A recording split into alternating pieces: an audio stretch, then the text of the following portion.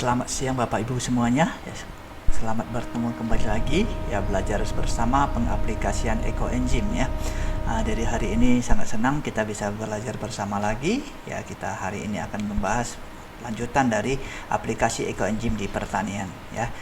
Jadi di video sebelumnya saya sudah membahas bahwa EcoEngine bisa diaplikasikan dalam hal menyuburkan tanah ya. Kita sudah lihat beberapa video dia bisa menyuburkan tanah ya. Karena EcoEngine sendiri ya termasuk zat yang mengandung unsur-unsur hara di dalamnya ya. Jadi dalam kesempatan ini ya, mari kita belajar bersama lagi aplikasi EcoEngine ya. Saya tekankan sekali lagi, kita adalah belajar ya. Saya adalah sedang belajar juga ya, karena saya bukanlah praktisi dalam pertanian ya, sehingga ya mungkin Bapak Ibu lebih pengalaman dalam pertanian ya, tapi saya ingin membagikan informasi yang saya dapatkan ya, dari baik itu dari buku yang saya baca atau dari website atau dari berbagai sumber tentang EcoEngine ini dalam hal aplikasi pertanian, di mana sangat penting ya, bisa memberi kebaikan kepada petani-petani dan lingkungan-lingkungan sekitar kita di Indonesia maupun di dunia ya. Baik, kita masuk kepada pokok bahasan kita ya. Kita lihat ya. Oke, pertanian dan perkebunan EcoEngine ya. Oke, di sini pertama ya, tujuan utama EcoEngine di pertanian ya. Tujuan utama kita adalah mengolah sampah organik, meringankan beban bumi ya. Ingat selalu ya, tujuan kita adalah untuk mengolah sampah ya, bukan untuk tujuannya adalah menggantikan pupuk atau ya menggantikan berbagai bahan. Itu bukan tujuan utama kita ya. Tujuan utama kita adalah mengolah sampah organik ini ya, sehingga bisa meringankan beban bumi, karena kita semua tahu angka sampah organik itu jauh lebih besar daripada angka sampah-sampah yang lain ya. Jumlahnya di dunia ini bisa mencapai 56% ya. Angkanya sungguh besar sekali ya, dibandingkan dengan sampah plastik, kertas, dan sampah-sampah lainnya, sehingga kita butuh mengolah sampah organik ini menjadi hal-hal yang berguna ya. Oke. Yang kedua ya, kita mendukung mengurangi sampah organik di pedesaan pertanian dan perkebunan hingga terbentuk desa nol sampah ya. Jadi kita tahu ya, mata pencarian orang di desa kebanyakan adalah pertanian atau perkebunan ya. Jadi dengan harapan ya, di EcoEngine ini bisa ada di desa, sehingga orang-orang desa mengolah sampah di desa sehingga tercapailah yang namanya desa nol sampah ya. Karena kita tahu bahwa pada zaman dahulu ya, desa-desa kita itu tidak ada sampah ya. Sampah-sampah semua diolah ya, baik itu sampah-sampah rumah tangga ya, dari dapur ya, bahkan dari yang dibuang oleh manusia ya, seperti buangan BAB ya, atau urin, itu bisa dijadikan pupuk semua, sehingga benar-benar ramah lingkungan, bebas sampah ya. Tapi itu kondisi 50 tahun yang lalu mungkin ya. Sekarang ya, desa-desa juga mulai ya tercemar dengan banyak sampah, sehingga kita butuh kembali lagi belajar mengolah sampah dari sumbernya ya, dengan ya melakukan EcoEngine ini di desa ya. Dan bisa kita aplikasikan hasil-hasil olahan sampah, karena kita mencintai bumi, maka bumi juga mengasihi kita, memberikan bonus ya, berupa manfaat-manfaat bagi pertanian ya. Oke, kita lanjut ya. Syarat yang harus dimiliki untuk aplikasi EcoEngine di kebun. Jadi kita mau jadi petani yang benar-benar ya, benar-benar mengaplikasikan EcoEngine yang ramah lingkungan ya. Kita tidak mau lagi pakai pupuk yang lain ya, atau pupuk kimia ya.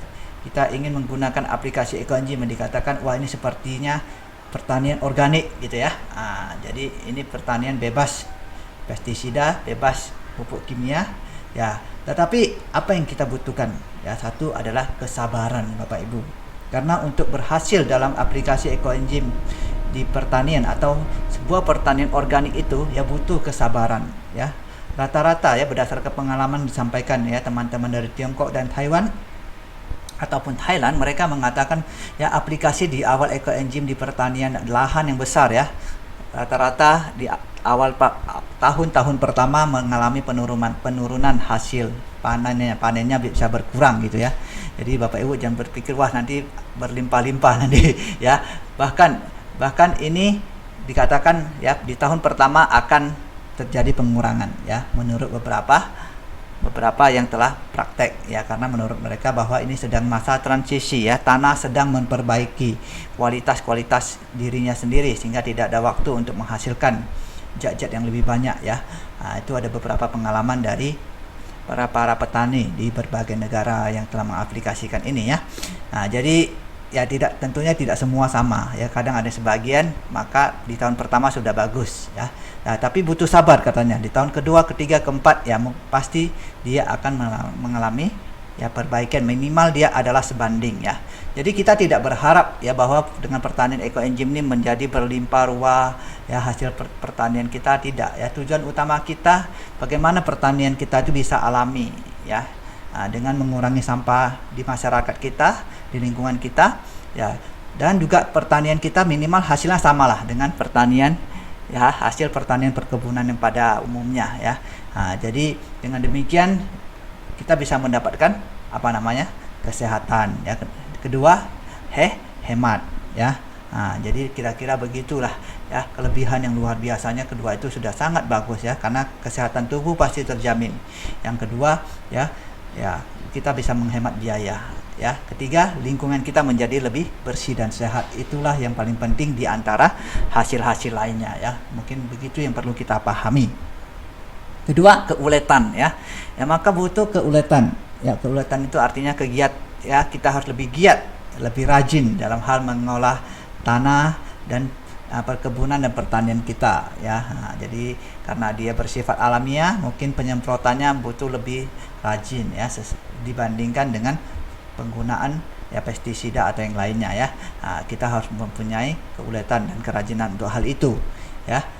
Jadi harus sering ya dilakukan ya, berbeda dengan yang pada umumnya mungkin ya, ada beberapa sisi poin-poin tertentu ya.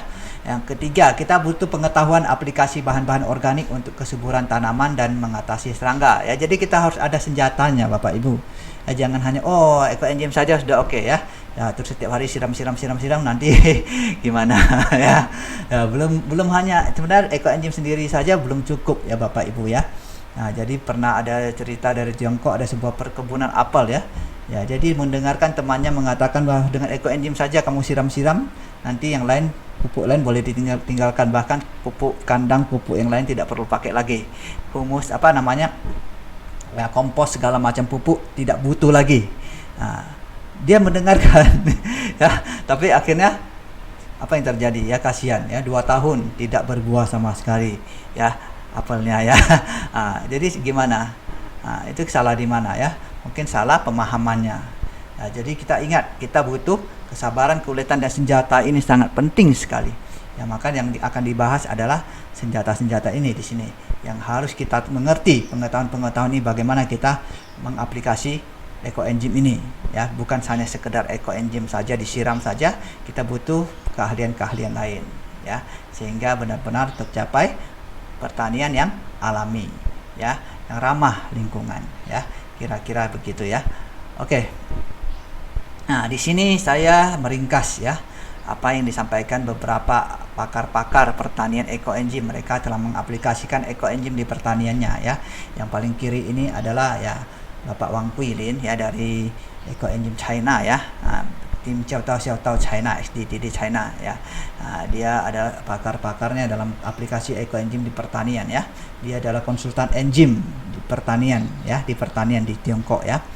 Ibu Liao Ko juga dari Tiongkok, dia juga salah satu ya, guru yang sering mengajarkan pengaplikasian ekoenzim ya.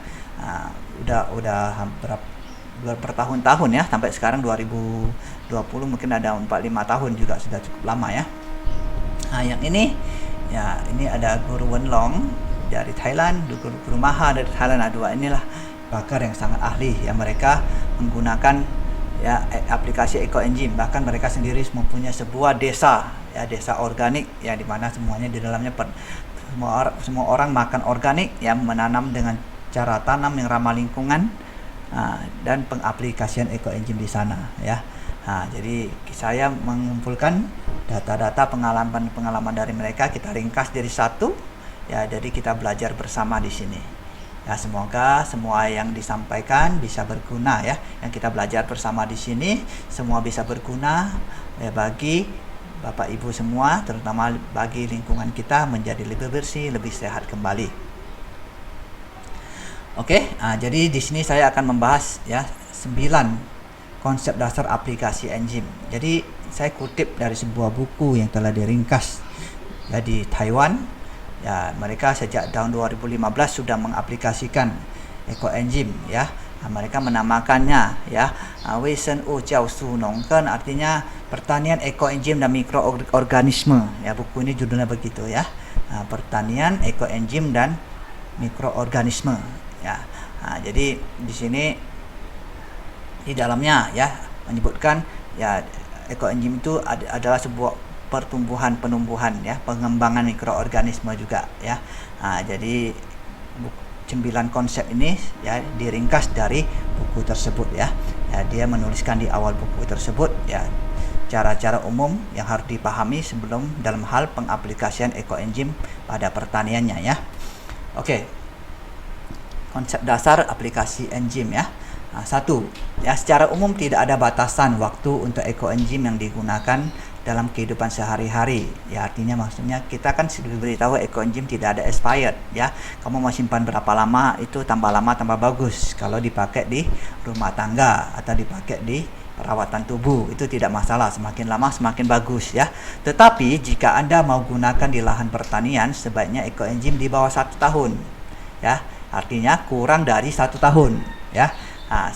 Jadi maksudnya begini, karena ekoenzim yang kurang dari 1 tahun itu mikrobanya ya, maksudnya mikroorganisme di dalamnya itu masih aktif ya, karena kandungan gulanya belum total habis ya.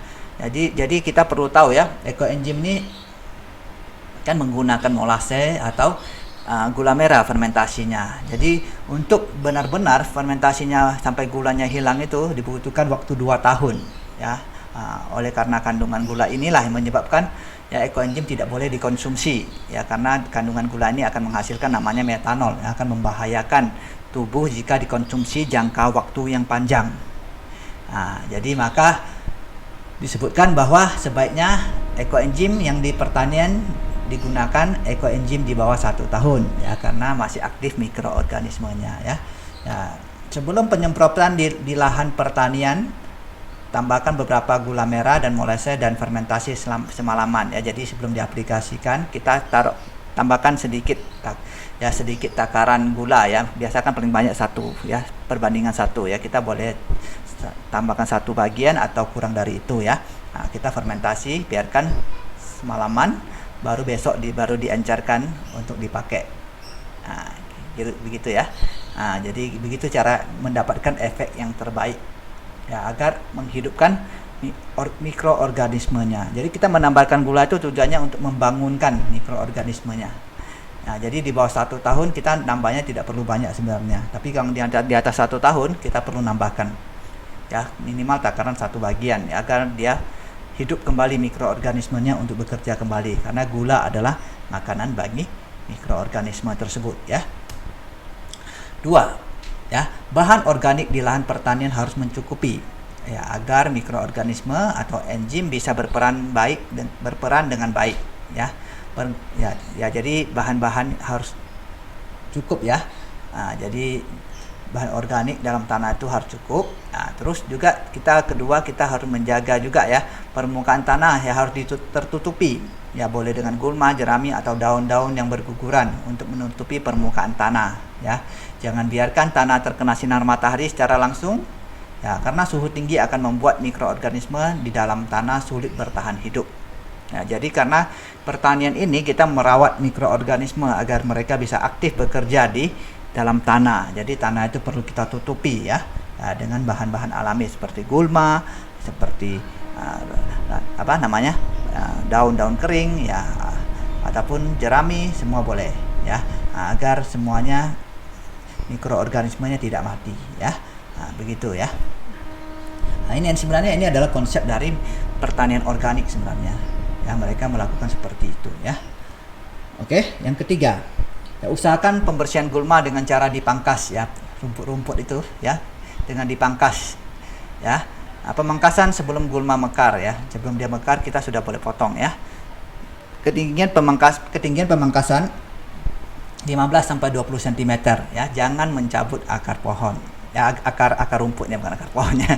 Jangan mencabut akar rumputnya ya. Akar rumput bisa melembabkan dan melindungi tanah, memelihara mikroorganisme dan saat terjadi banjir atau kekeringan, kerusakannya akan lebih ringan. Ya, artinya saat ada kekeringan itu atau bencana banjir, ya, lahan kita tidak rusak karena diselamatkan oleh rumput-rumput ini, akar-akar rumput ini. Ya, ini konsep dari siapa? Ya, dari Bapak Masanobu Fukuoka. Ya, sampai bukunya menuliskan revolusi, ya, sebatang rumput. Revolusi sebatang rumput. Ya, jadi konsep pertanian dari Bapak Masanobu Fukuoka ini, ya, tidak tidak mencabut rumput. Ya, awal saya dengar tidak cabut rumput, dia rumputnya biarkan tumbuh tinggi-tinggi, ya, tidak, ya, ternyata rumputnya itu dipotong tapi tidak dicabut, ya, biarkan tingginya 15 sampai 20 cm, ya. Nah, itu konsep dari beliau, ya, agar menjaga kelembapan tanah dan melindungi tanah, ya. Itulah konsep dari Bapak pertanian organik dari Jepang, ya, seperti itu, ya. Nah, dan memelihara mikroorganisme, dan juga saat ada bencana banjir atau kekeringan, kerusakannya akan lebih ringan, ya. Nah, jadi ini sangat baik, ya. Jadi konsep keempat, ya, penggunaan kompos di lahan pertanian harus difermentasi dan dimatangkan untuk menghindari kerusakan akar akibat kompos yang mentah. Nah, jadi ingat, ya, kompos kadang-kadang kita sering dengar, wah, ini bahan ini bisa langsung diurai oleh tanah, jadi kita langsung buangnya sampah itu di tanah, ya. Nah, itu sebenarnya tidak baik. Kita kira sampah-sampah organik itu bisa diurai, kita langsung buang aja di bawah pohon. Nah, ternyata itu malah merusak akar pohon, ya. Nah, jadi perlu dikomposing dulu, dibuat kompos dan sampai komposnya matang, ya. Artinya komposnya matang tuh, komposnya tidak berfermentasi lagi, dia sudah dingin, ya. Nah, baru boleh dipakaikan untuk pupuk, ya. Nah, terus berikutnya, jangan menumpuk sampah yang busuk di tanah perkebunan, ya, agar tidak mendatangkan lalat buah, ya. Nah, jadi ada sampah-sampah yang busuk, ya. Nah, lebih baik jangan ditumpuk di sana, ya. Di perkebunan dia akan banyak lalat buah. Nanti saat sudah tidak ada makanan di bagian sampah itu, dia akan menyerang, ya, namanya hasil-hasil pertanian kita, ya, akan diserang oleh lalat buah ini, ya. Oke, konsep kelima, ya, pada dasarnya ekoenzim yang dihasilkan dari daun dan sayuran digunakan pada sayuran dan tanaman berdaun, ya, atau di awal masa pertumbuhan tanaman. Ya, jadi ingat, ya, ekoenzim kan kita ada buat kadang-kadang bahannya sayur atau kulit buah, ya. Kalau komposisinya banyak sayur, kita gunakanlah pada tanaman sayur atau tanaman sayur yang baru masa pertumbuhan, baru dia bertunas, kita pakailah yang ini dulu, yang dari bahan sayur, ya. Dia bertunas, dia mulai tumbuh batang, tumbuh akar, kita pakailah yang bahan yang banyak komposisinya sayur. Itu akan membantu pertumbuhan daun dan batangnya, ya. Setelah, ya, dan enzim dari buah-buahan di buah-buahan digunakan pada tahap selanjutnya untuk membantu tanaman berkembang, ya, berbunga dan berbuah serta meningkatkan kadar manisnya buah, ya. Jadi sangat penting, ya. Ya, jadi yang bahan buah itu adalah setelah masa pertumbuhan, dia memasuki pembuahan, ya, perkembangan berlanjut, pendewasaan, baru kita kasih yang dari buah-buahan. Nah, jadi beda, ya, Bapak Ibu, ya. Nah, jadi kadang-kadang kita dengar, wah, kalau di rumah tangga yang mana saja oke saja, ya. Tapi di pertanian kita harus membedakan yang sayur dengan yang buah, ya. Nah, ini penting sekali, ya. Nah, sayur akan kembali menyuburkan sayur, buah akan kembali menyuburkan buah itu sendiri, ya. Oke, konsep keenam. Dalam keseharian, segala sesuatu yang kaya protein dapat difermentasi dan diubah menjadi protein asam amino yang bergizi, membantu pertumbuhan akar tanaman dan meningkatkan rasa dan aroma tanaman. Bahannya seperti tepung sereal, ya, seperti ini digambar, ya, tepung sereal, ampas kedelai, ya, seperti ini, ya, ampas tahu, ampas anggur, arak, ampas tahu, ini anggur atau arak, ya, anggur merah itu maksudnya, ya. Ya, anggurnya bukan biji anggur, orang buat arak anggur namanya, ya. Nah, jadi ada ampasnya, boleh kita buat ampas tahu dan ampas tempe dan lain-lainnya, ya. Nah, jadi semuanya yang kadar kandungan proteinnya tinggi. Jadi kalau untuk ekoenzim penggunaan di keseharian, kita tidak sarankan yang pakai protein tinggi karena akan bau, ya, Bapak Ibu, ya. Ya. Nah, jadi jangan pakai kalau Bapak Ibu mau pakai ekoenzim Kalau untuk pemakaiannya di rumah tangga atau untuk gosok gigi lah atau untuk mandi lah, bikin sabun lah, ya jangan pakai bahan yang protein tinggi, nanti akan bau sekali ya. Ya karena akan menghasilkan amonia ya. Karena protein itu selain menghasilkan asam amino juga ada amoniaknya. Ya nanti bau nanti ya. Nah, jadi lebih baik kita kalau yang pertanian ya boleh, malah bagus pakai ini. Nah, kita pakai bahan-bahan yang kaya protein ini ya, dari ampas-ampas kedelai dari pabrik tahu ya, kita kumpulin buat ekoenzim. Akan sangat bagus karena kaya protein, dan protein ini bagus untuk pertumbuhan akar ya, dan meningkatkan rasa dan aroma tanaman ya. Nah, jadi Bapak Ibu kalau ada sampah begini buat ekoenzim untuk pertanian ya, jangan dibuang. Nah, ini lagi yang nomor 7 ya. Beberapa zat yang mengandung kalsium seperti cangkang telur, bubuk batu kapur dan lain-lain juga dapat dimasukkan dalam fermentasi, di mana sangat membantu suplemen kalsium pada tanaman. Nah, jadi kan pernah dengar ekoenzim boleh pakai kulit telur nggak? Ya, kita jawab nggak boleh, karena kalau Bapak Ibu maunya pakai di rumah tangga itu tidak boleh. Tapi kalau Bapak Ibu mau pakai di rumah, ya betul. Kalau mau pakai di rumah jangan pakai bahan ini ya. Jadi jika Bapak Ibu mau pakai di pertanian, ya Bapak Ibu boleh pakai ini, boleh pakai kulit telur ya, atau bubuk batu kapur ya, dicampurkan ke dalam fermentasi, nanti akan ekoenzimnya mengandung tinggi dengan kalsium, membantu tanaman ya. Biasanya tanaman yang kurang kalsium tuh ya dia cepat rontok bunga dan buahnya sebelum masanya.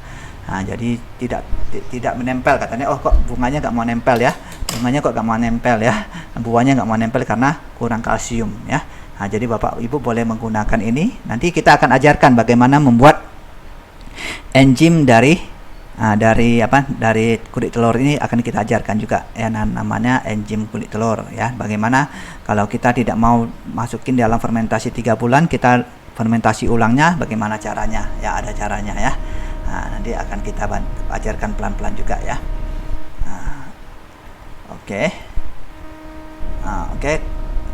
Terus jika Anda menggunakan campuran ekoenzim untuk lahan pertanian, disarankan agar bahan ekoenzim ada di atas 7 macam ya. Jadi bahannya usahakan di atas 7 macam ya. Ya, jangan yang satu macam ya. Kalau satu macam nanti tidak, powernya tuh kurang kuat ya, kata Dr. Rosukon ya. Nah, jadi lebih banyak macam lebih bagus ya, minimal 7 macam. Dan raja buah ya, nanas adalah item yang sangat penting. Jadi nanas itu sangat penting, harus ada kalau bisa ya. Tapi gampang ya, gitu cari kulit nanas sangat banyak ya di pasaran ya. Nah, jadi harus ada nanas ya, karena nanas itu memang sangat membantu pertanian ya. Pernah suatu kali ya ada orang berkonsultasi karena memakai satu jenis pupuk tanahnya itu ya ada masalah ya. Jadi Dr. Rosukon menggunakan nanas ya, air kelapa dan tanaman jarak pagar ya. Nah, tanaman jarak pagar namanya ya. Nah, difermentasi bisa membantu masalah tersebut ya. Nah, untuk pertumbuhan akarnya yang di bawah tanah itu ya, di bagian tanah itu agar lembut dan pertumbuhan akar bisa menembus tanah ya. Oke. Nah, juga jadi bahan ekoenzim dapat melengkapi ya.